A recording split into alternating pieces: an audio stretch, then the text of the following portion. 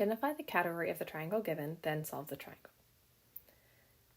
In this triangle, we are given the measure of side A, the measure of side B, and the measure of side C.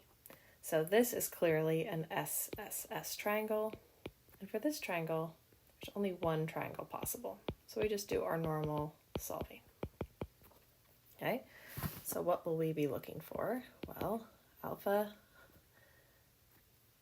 beta, gamma, but we are given A, B, and C. So I have no choice but to solve for an angle. And because I don't have any pairs where I know both the angle and the side, I definitely need to start with law of cosines. Now, law of cosines, I could start by solving for alpha, beta, or gamma. I'm going to choose, and be a little strategic here, to start by solving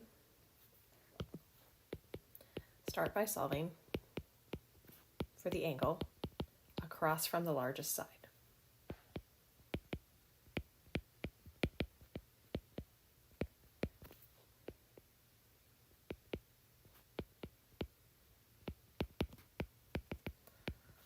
And the reason why we want to do that is what we mentioned before about the inverse sine function and the inverse cosine function having different ranges, so different possible outputs. And sine inverse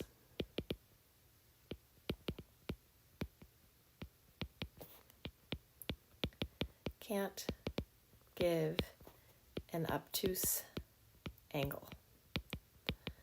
And so even if our angle was obtuse, the sine inverses have no way of telling us that. And we'll learn more about that when we go over inverses more in depth later in the term. And so we have to use the law of cosines here anyway, but that's going to help us to get an obtuse angle if there is one. Now, each triangle can only have one obtuse angle. So if we do end up finding an obtuse angle, then we just know that we're done. Okay, so I'm going to start by solving for alpha. So I'm going to have cosine, I need cosine alpha. I'm going to say solve for alpha. So alpha is going to be here. And then I'm going to fill in everything else. A has to be across from that. The two other sides play these roles where they're just being multiplied in there. I'm going to show you here how to start by solving this equation for alpha and then plugging in the values. That can be a nice way to do it, and just using the symbols instead of the values just kind of cuts down on some of the clutter. So I'm going to start by subtracting any term to the other side that is not this one.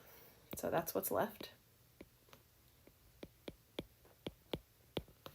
And then I see that this negative 2bc is the entire coefficient on cosine of alpha, so I'm going to divide both sides by negative 2bc.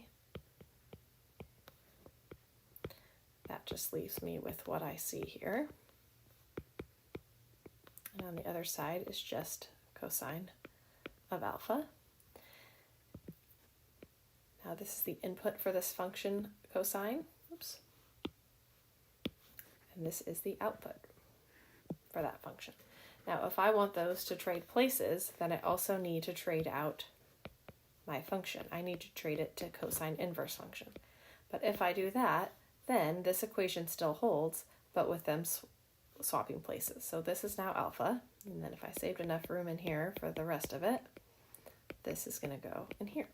So this is a nice clean way to do it, because now I can just write on my paper what this is going to look like, and then I just copy that all into my calculator.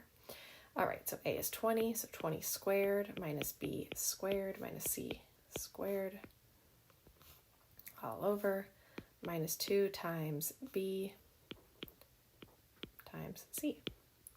And then that's going to go straight into my calculator.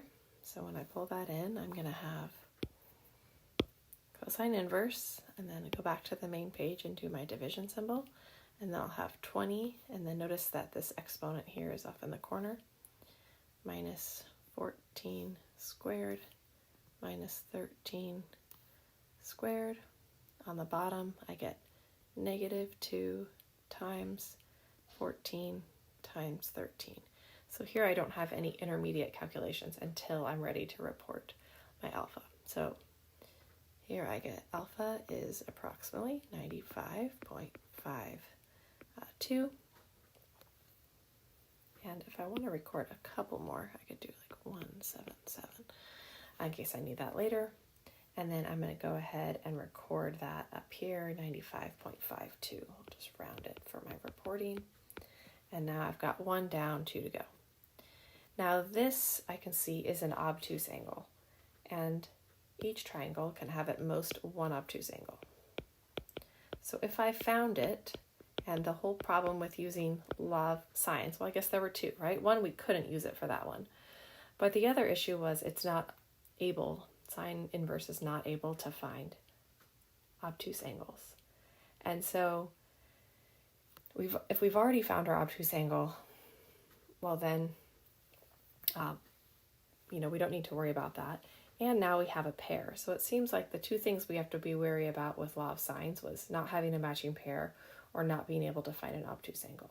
But now that we found our obtuse angle, right, if there is one, then now we're ready to solve for the other 2 angles. So I can actually solve for beta just by using regular law of sines and skip using law of cosines, which is a little bit more work. Okay, so let's say solve for beta.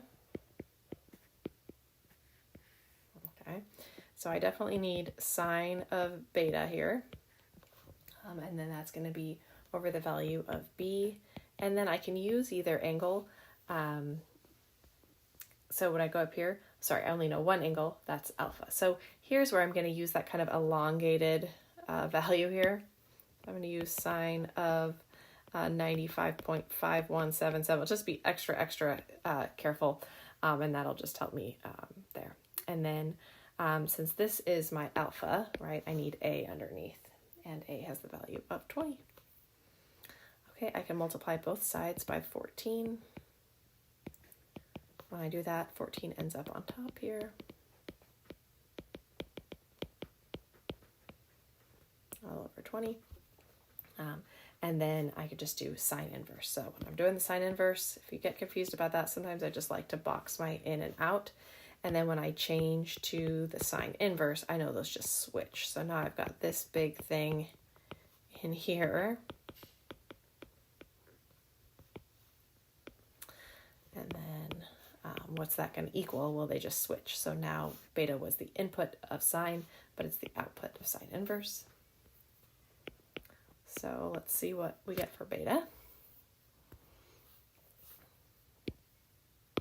So sine inverse of 14 times sine of 95.5177.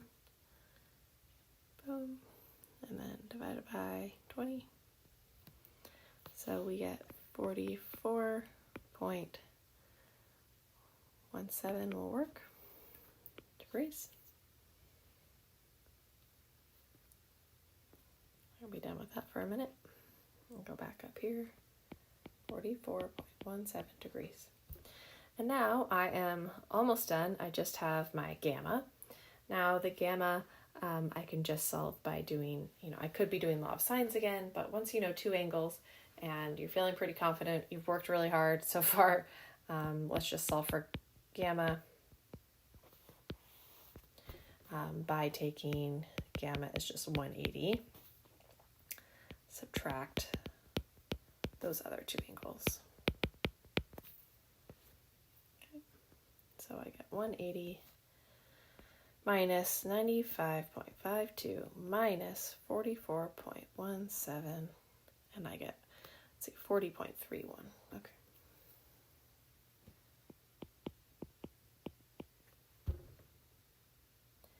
And so those are my reported values.